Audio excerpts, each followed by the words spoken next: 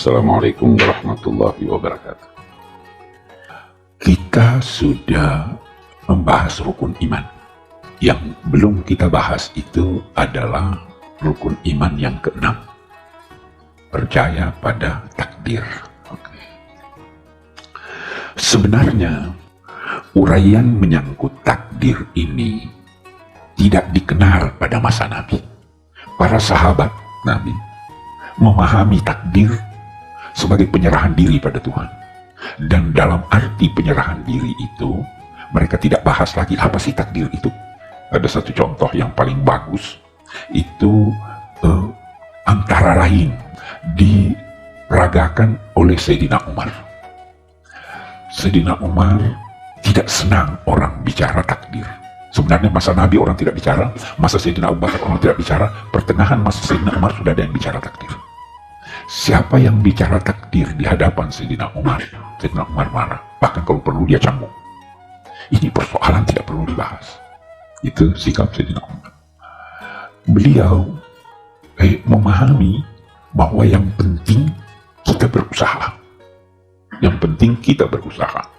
Tidak usah bahas ini terpaksa atau tidak terpaksa, yang penting kita berusaha.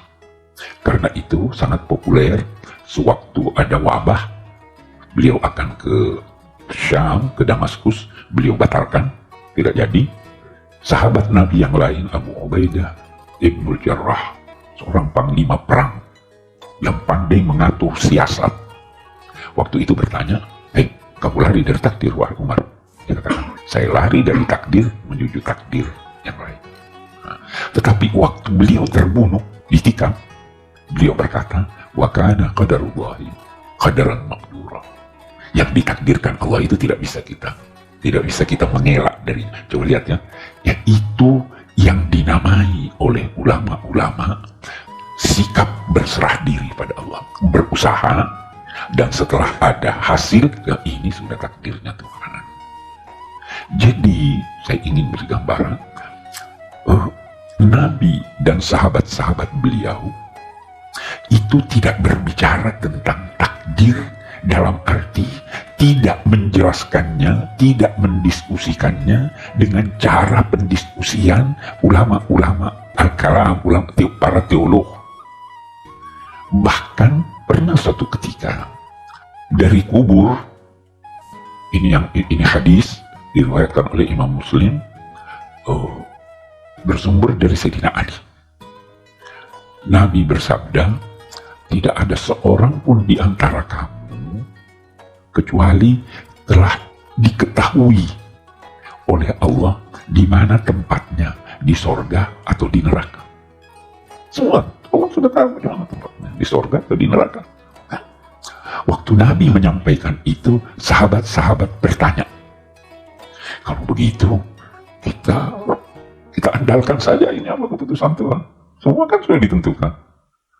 Nabi berkata, bisa jadi ada di antara kamu yang melakukan amal-amal yang dilakukan oleh orang-orang yang baik, tetapi pada akhir hidupnya dia melakukan amal buruk sehingga dia masuk neraka.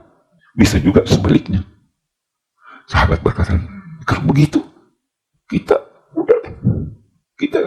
tidak usah berusaha. Nabi bersabda lagi, maju, kamu harus berusaha. Fakullun muyassarun lima khuliqalah.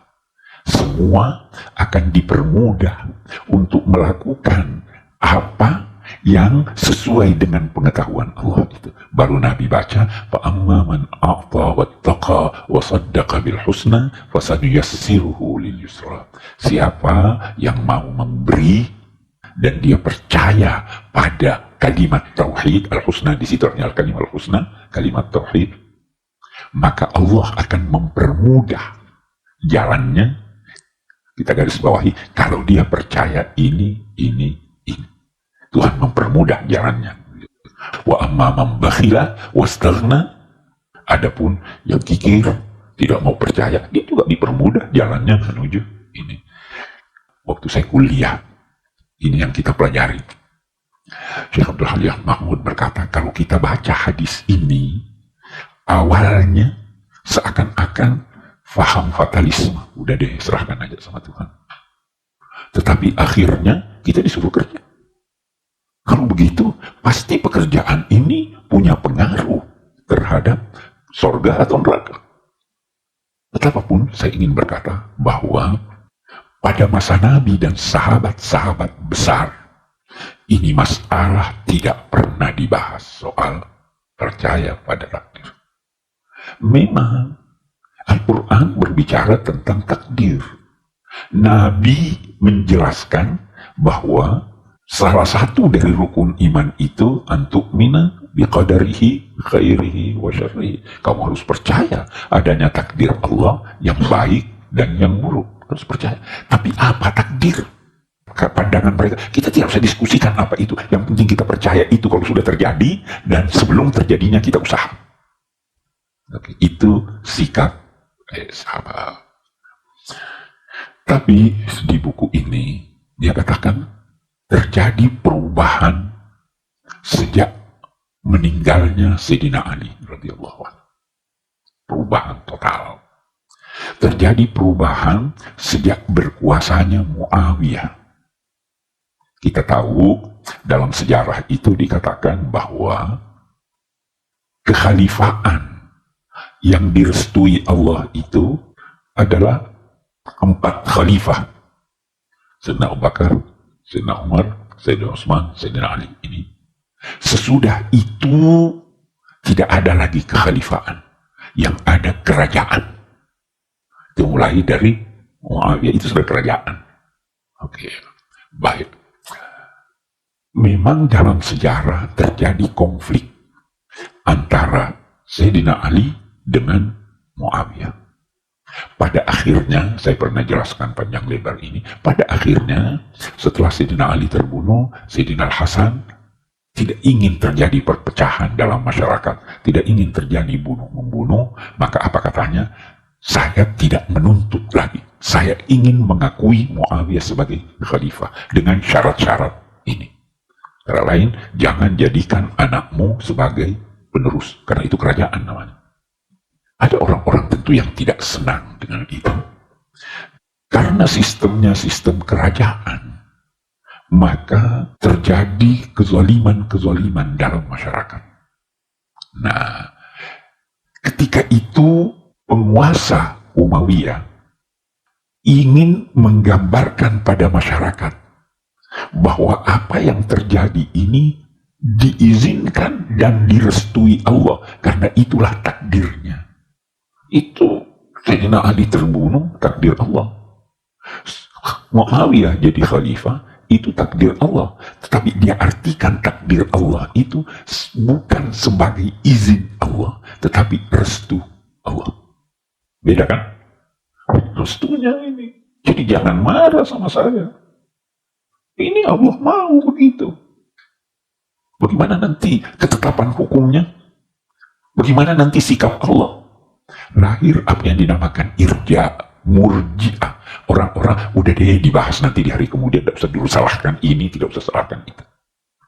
Nah, untuk menyebarluaskan ide ini, agama dalam 2 tanda petik diperalat. Ini politik sudah memperalat agama. Bagaimana caranya?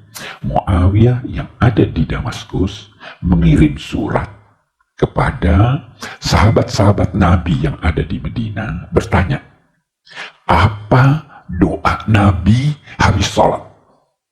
Diduga keras Muawiyah tahu, tetapi dia mau informasi yang jangan dianggap datang darinya. Maka dari sana, dari Medina, datang surat menyatakan begini. Doa Nabi setiap habis sholat itu adalah Allahumma la mani'a lima a'tai wa la mu'tiyah lima mana' wa la radda lima qadait wa la yanfa'u dzal jaddi minkal jadd. Ini dibaca sampai sekarang. Nah, artinya, ya Allah, tidak ada yang dapat menghalangi apa yang kamu beri, dan tidak ada yang dapat memberi apa yang kamu halangi. Tidak berguna upaya orang-orang yang bersungguh-sungguh kalau kamu tidak restui.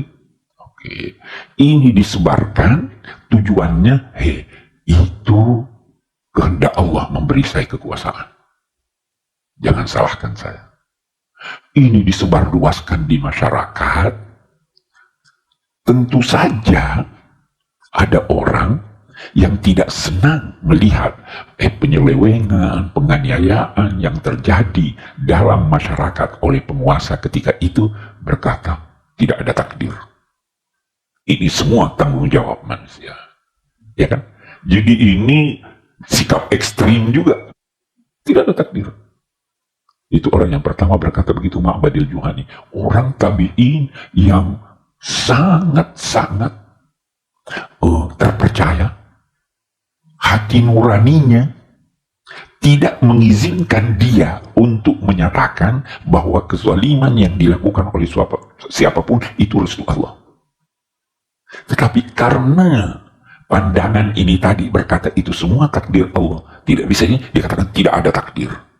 Manusia bebas. Orang ini Ma'bad dibunuh.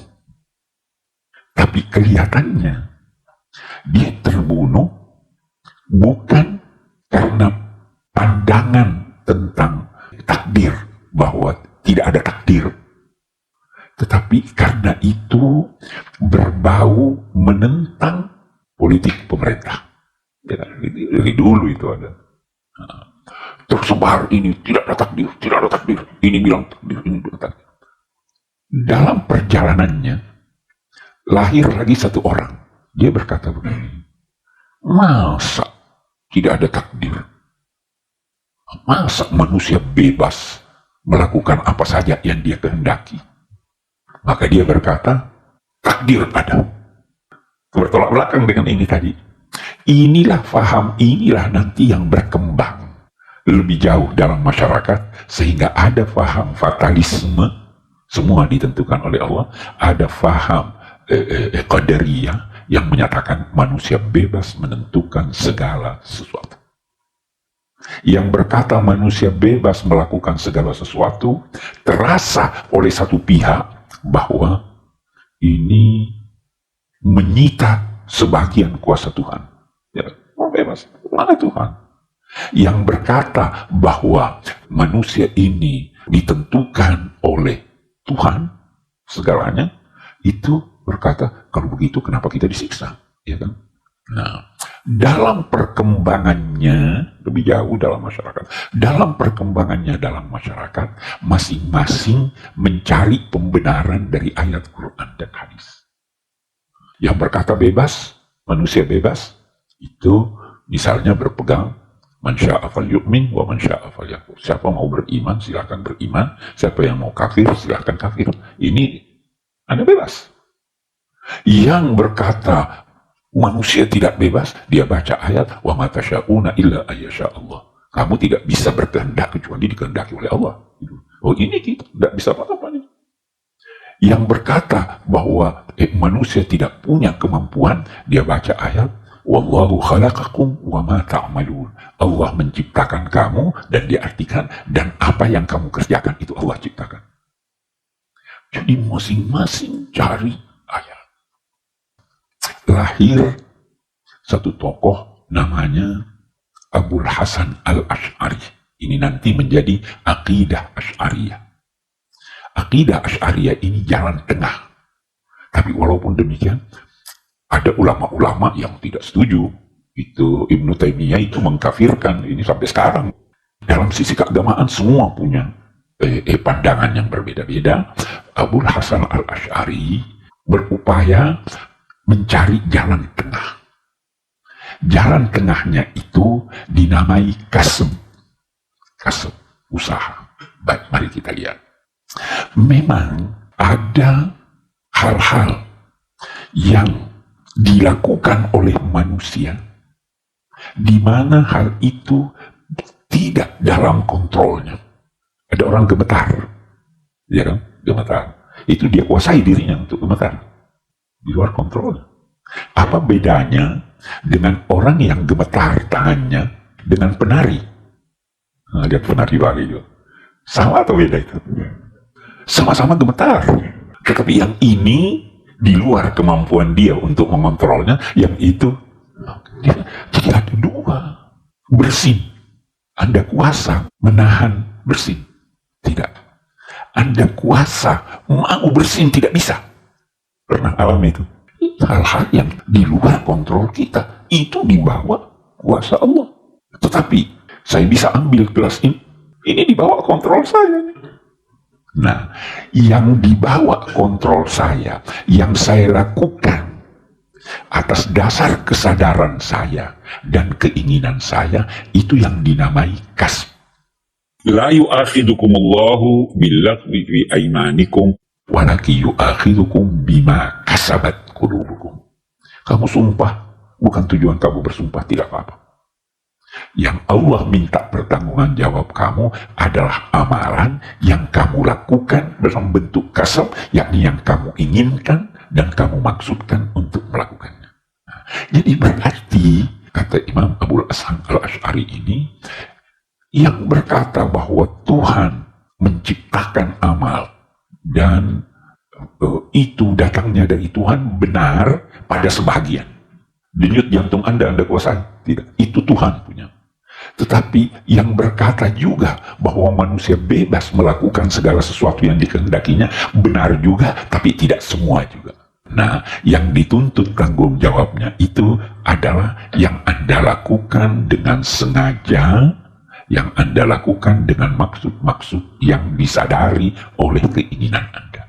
Ini kira-kira gambaran. Itu jalan tengah.